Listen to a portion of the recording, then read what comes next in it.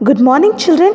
Here we are into our next chapter, that is air and water. This is our 10th chapter and 5th unit. Unit 5, natural phenomena. Here we are into the new unit of natural phenomena, which shows what happens in the nature without anybody's knowledge. When the air is going to blow, when the water is flowing, and the natural calamities, nothing is known to anybody. So this will move with our unit 5, natural phenomena, and our lesson for today is air and water. Here air that surrounds us is a mixture of several gases.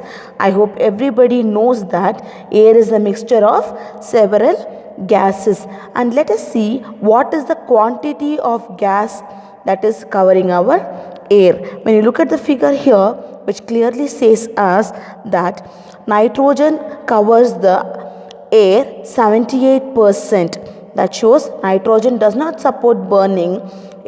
Its presence in the air keeps the process of burning under control. Without nitrogen, every small fire would become uncontrollable.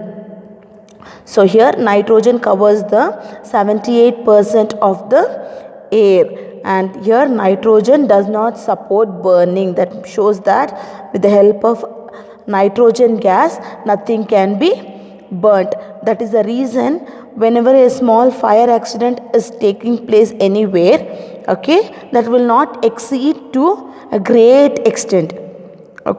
That is because 78% of the air is full of nitrogen that will control the fire accident. The next is 21%. The 21% is covered with oxygen, and everybody knows that oxygen is very essential for our breathing, and without oxygen nobody can exist on this earth. Yes, oxygen is essential for survival of all living things. Oxygen is needed for burning. So oxygen supports burning. 78% of nitrogen does not support burning, but 21% of this oxygen supports burning, and that is what we use oxygen for our breathing and for our digestion process also. Yes, the rest is 1%, and this 1% of gas, there is argon, carbon dioxide, hydrogen, helium, and other gases too, that they are called as rare gases.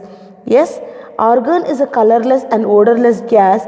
It is used in making light bulbs and fluorescent tubes. So all in your bulbs and tubes, what type of gas you find? Usually when the bulb get burst, we can see that odor smell, isn't it? And also we can see the small foams coming out of the bulb.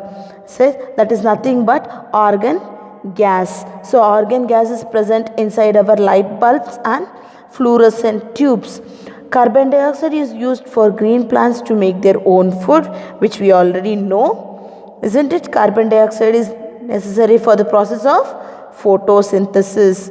And water vapor, ozone, hydrogen and helium are some other gases present in air. So this is the small structure of gases present in air. The first one is nitrogen, 78%, oxygen 21%, and other gases like argon, carbon dioxide, water vapor, ozone, hydrogen and helium. All these gases are present in 1%. Yes. The next one is atmosphere. So we know very clearly what is our atmosphere. The thick layer of air that surrounds our earth in all the 4 directions is called atmosphere. Around the earth we have a layer of air, isn't it? And this layer is called as atmosphere. If you could look into the definition, the thick layer of air that surrounds the earth is called atmosphere. You can underline and keep it ready for answer. The thick layer of air that surrounds the earth is called the atmosphere. And there are 5 layers of atmosphere, and each layer has name and the features.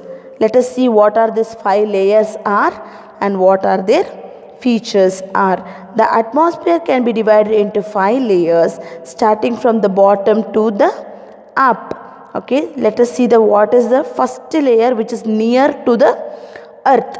The first layer is troposphere. It contains the air that we breathe. All weather changes takes place here. That is the first layer of the atmosphere, which is called as the troposphere. And all the climatic changes, sudden change in the weather, rain, storm, what else, sunlight, okay, all the weather changes, sudden change in the weather happens in the troposphere, and the oxygen is present in the troposphere, which is the air that is convenient for us to breathe. The second one is the stratosphere. In the stratosphere, we have our ozone layer. I hope everybody knows about this ozone layer. Yes, that is a layer that protecting our earth from the UV rays of the sun. Yes, UV rays we know that is ultraviolet rays, which is very strong rays that is coming from the sun. If that rays directly hits our skin get damaged, and also we get lots of diseases.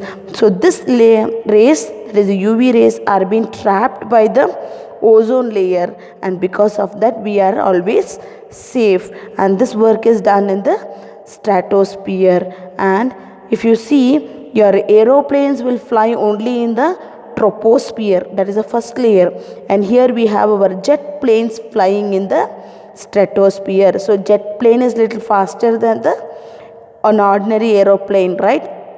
Yes, those fast planes are flying in the stratosphere. The third one is the mesosphere. Meteors and other stones from the space burn up in this layer, do not reach the earth. So most of the time what happens, the meteors that they come from the space, okay, with the speed what they come, okay, they get burnt up by the time they come to mesosphere. Mesosphere is a place where you get your radio signals. All your radio signals are being passed in the mesosphere, and this mesosphere only all your meteors gets burned up. They catch fire and they get burnt up, so that they don't reach earth and hit the earth. Once some stone hits the earth, there is going to be a big hole in the earth, isn't it? You could have seen in some of the YouTube's channels or some videotapes, you would have seen the meteors falling on the earth and the place getting a big hole. Yes, so this mesosphere avoids this meteors, because at the place where by the time they come to mesosphere, they get burned up. The next one is the thermosphere. The temperature may reach up to 2000 degrees in this layer. Space shuttles orbits around the earth in this layer. So here in the thermosphere what happens? The temperature is controlled in this sphere, okay, in this layer of the atmosphere. In this layer only the temperature of the sun or moon, okay, is being controlled, and it is controlled up to 2000 degrees Celsius. So in this particular layer it is too hot. And also it says space shuttles orbits around this layer, so that they get into some other orbit. Okay, the last one is the exosphere. And also in thermosphere we have the radio. As I told you, in mesosphere you have the radio waves. In thermosphere you have the ionic waves. Okay, that is we called as the radioactive waves are found in the thermosphere. Okay, that will help you in doing the radio signals. The next one is the exosphere. Exosphere is the last layer of your atmosphere, and it contains, there is no air in this layer. It contains the least amount of air. Beyond this layer, no air exists. So, apart from the exosphere, we don't have any air at all. It is completely vacant. We say that empty space, isn't it? So, these are the 5 layers of our atmosphere. You can see the picture here where you can see the troposphere, stratosphere, mesosphere, meteors coming, thermosphere and exosphere. Okay, this is the category of, that is the layers of the atmosphere. And now atmosphere helps us in many ways. So let us see in which ways the atmosphere is going to help us. Atmosphere contains 2 vital gases, oxygen and carbon dioxide. Oxygen is needed by all the living beings for breathing. Carbon dioxide is needed by the green plants for photosynthesis. Here, as I clearly told you in the first half, saying that the gases present in the atmosphere, that is the oxygen and carbon dioxide.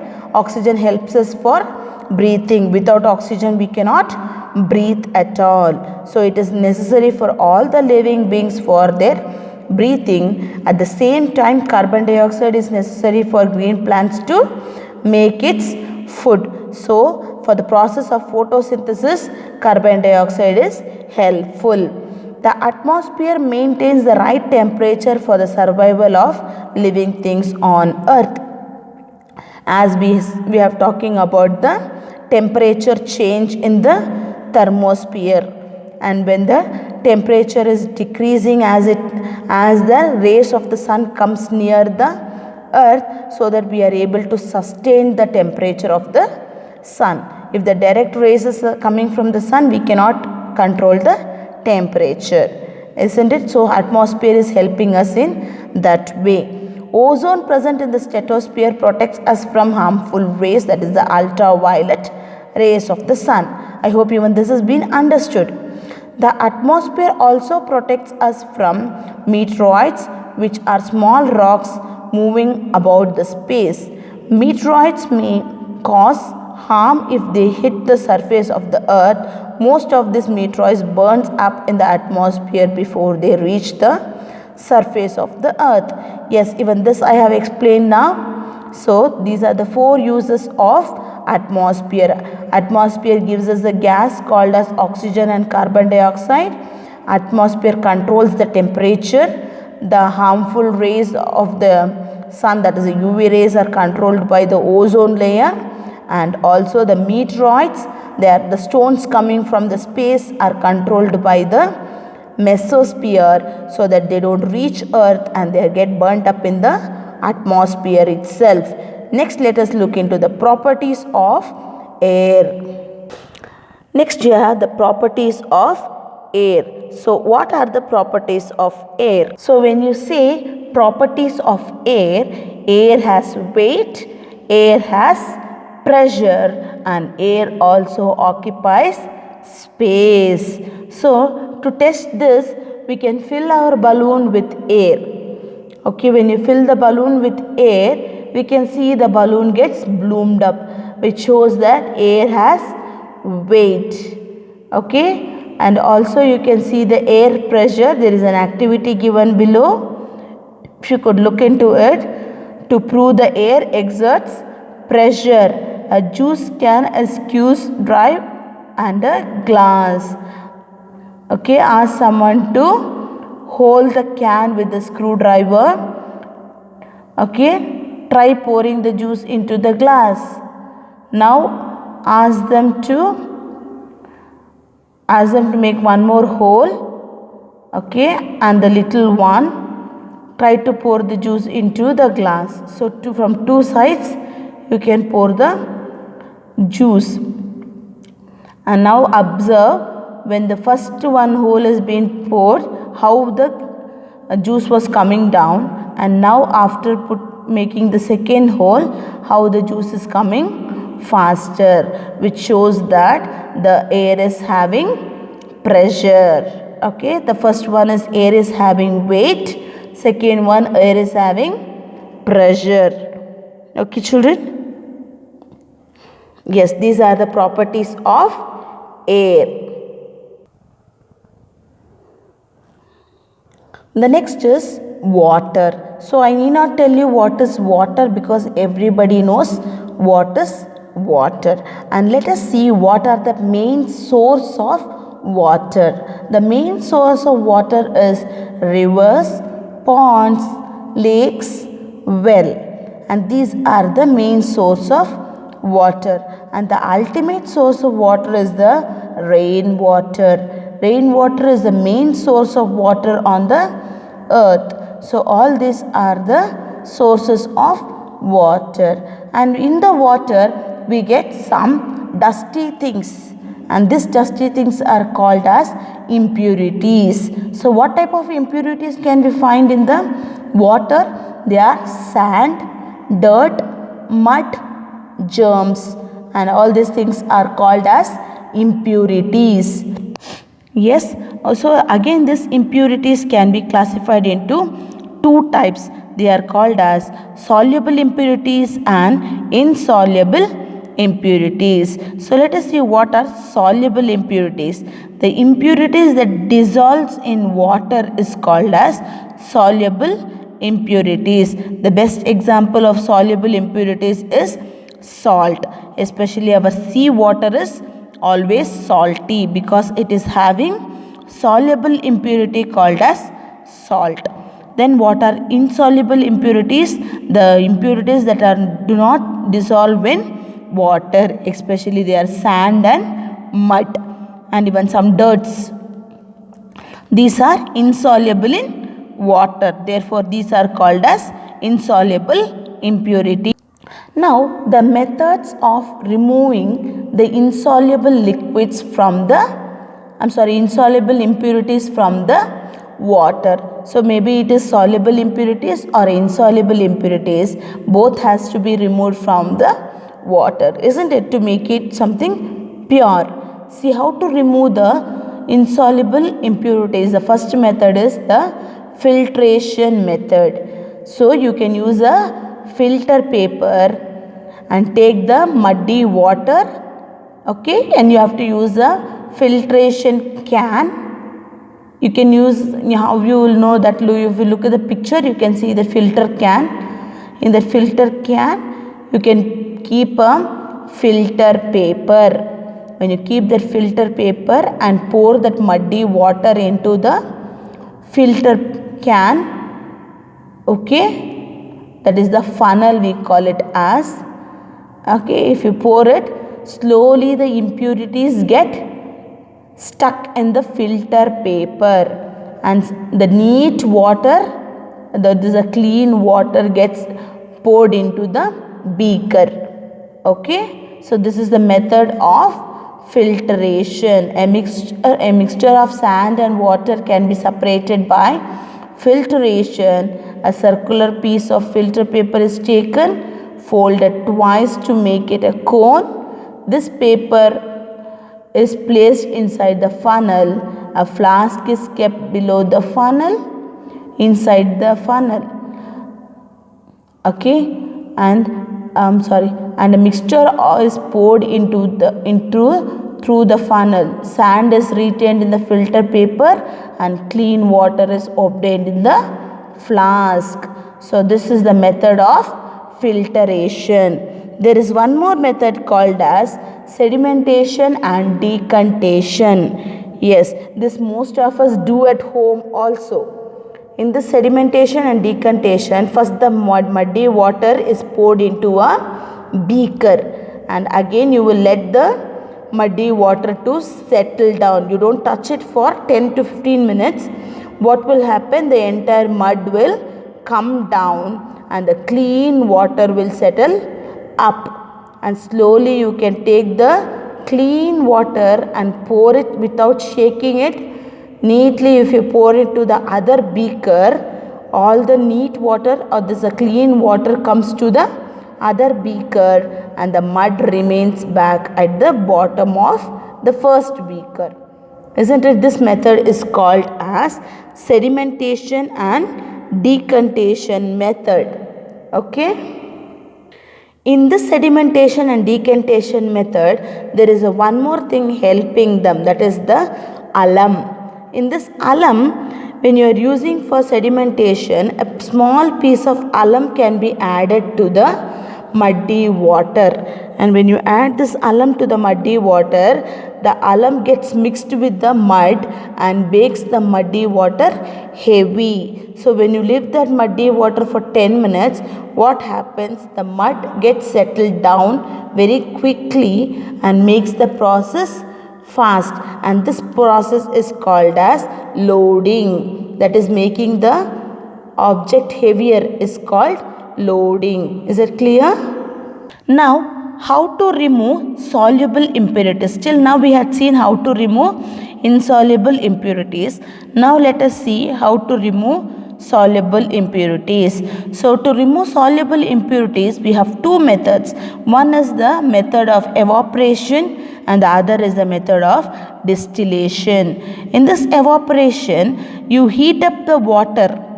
Okay, the water is boiled up to that extent where the water becomes water vapor.